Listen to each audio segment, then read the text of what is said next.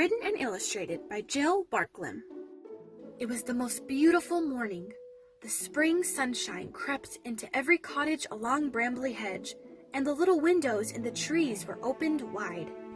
All the mice were up early, but earliest of all was Wilfred, who lived with his family in the hornbeam tree. It was Wilfred's birthday. Jumping out of bed, he ran into his parents' room and bounced on their bed till they gave him their presents. "Happy birthday, Wilfred," said Mr. and Mrs. Toadflax sleepily. He tore off the pretty wrappings and scattered them all over the floor. His squeaks of excitement woke his brothers and sisters. His parents turned over to go to sleep again. Wilfred went and sat on the stairs and blew his new whistle. Mr. and Mrs. Apple lived next door at Crab Apple Cottage. The sound of Wilfred's whistle floated in through their bedroom window. Mrs. Apple got up and stretched. She sniffed the sweet air and went down to the kitchen to make a pot of elderflower tea. She was a very kindly mouse and a wonderful cook. The cottage always smelled of newly made bread, fresh cakes, and blackberry puddings. "Breakfast's ready," she called. Mr. Apple got out of bed with a sigh and joined her at the kitchen table. They ate their toast and jam and listened to Wilfred's warbling. "I think somebody needs a lesson from the blackbird," said Mr. Apple, brushing the crumbs from his whiskers and putting on his coat. Mr. Apple was a nice, old-fashioned sort of mouse. He was warden of the store stump, where all the food for Brambly Hedge was kept. The store stump was not far away. As Mr. Apple walked happily through the grass to the big front doors, he felt someone pull his tail. He turned around quickly. It was Wilfred, whistle in hand.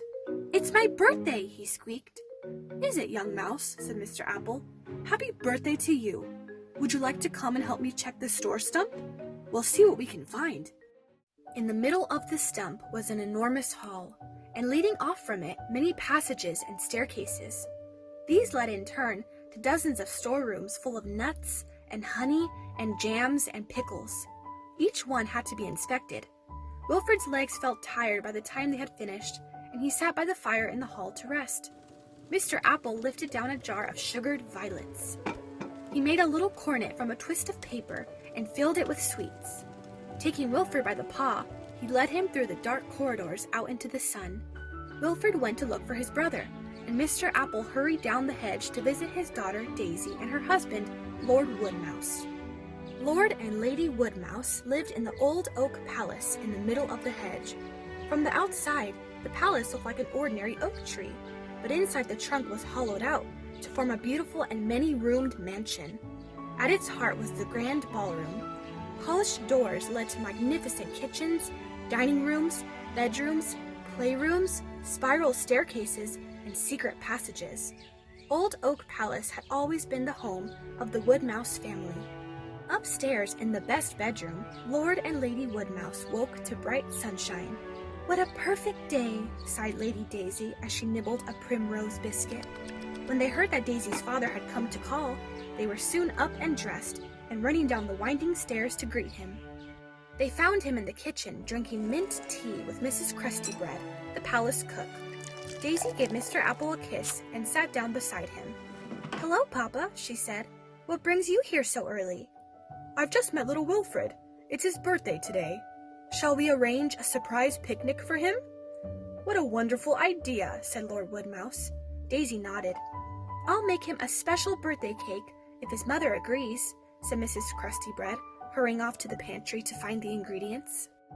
Everyone was to be invited, of course, so Mr. Apple set off up the hedge towards the woods, and Lord Woodmouse went down towards the stream, calling at each house on the way. The first house on Mr. Apple's route was Elderberry Lodge. This fine elder bush was Basil's home. Basil was in charge of the store stump cellars. He was just getting up. "A picnic, eh? Splendid! I'll bring up some rose-petal wine," he said, shuffling absent-mindedly round the room looking for his trousers. Basil had long white whiskers and always wore a scarlet waistcoat. He used to keep the other mice amused for hours with his stories. "Ah, there you are, you rascals!" he exclaimed, discovering his trousers behind the sofa. Next, Mr. Apple came to the hornbeam. Mr. Toadflax was sitting on his front doorstep eating bread and bramble jelly. "We thought it would be nice to have a surprise picnic for your Wilfred," whispered Mr. Apple. We won't tell him what it's for, and we'll all meet at midday by the palace roots." Mr. Toadflax was delighted with the suggestion and went inside to tell his wife.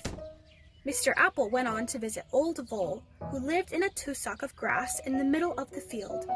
Lord Woodmouse, meanwhile, was working his way down to the stream.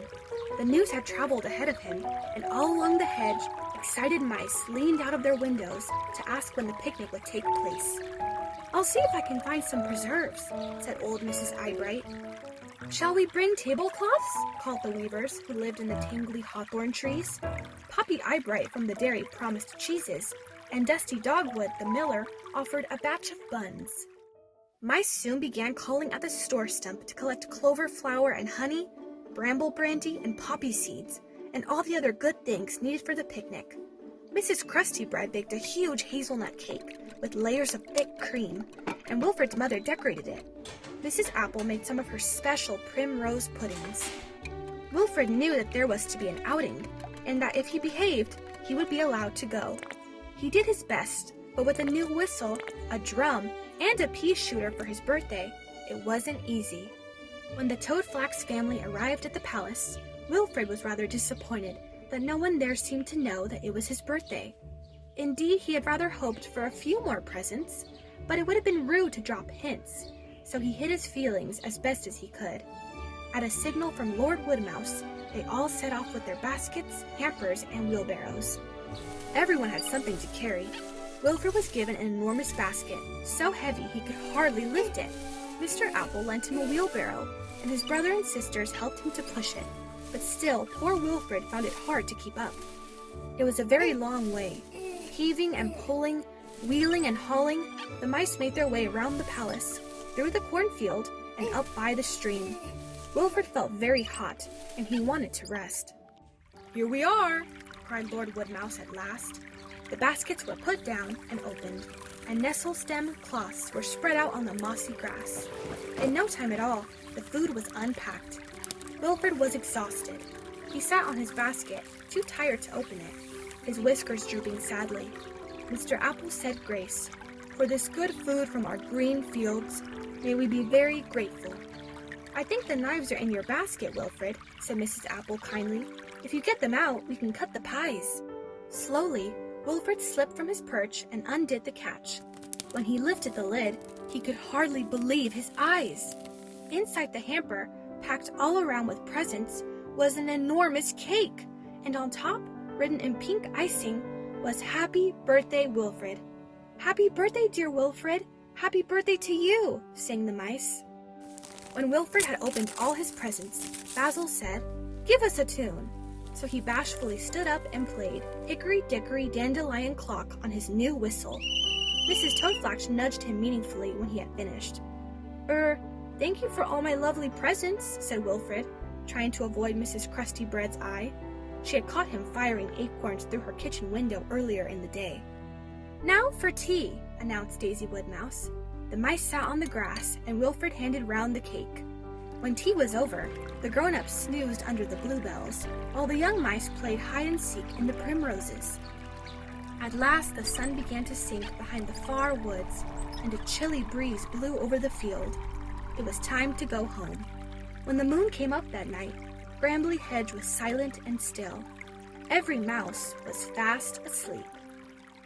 The end.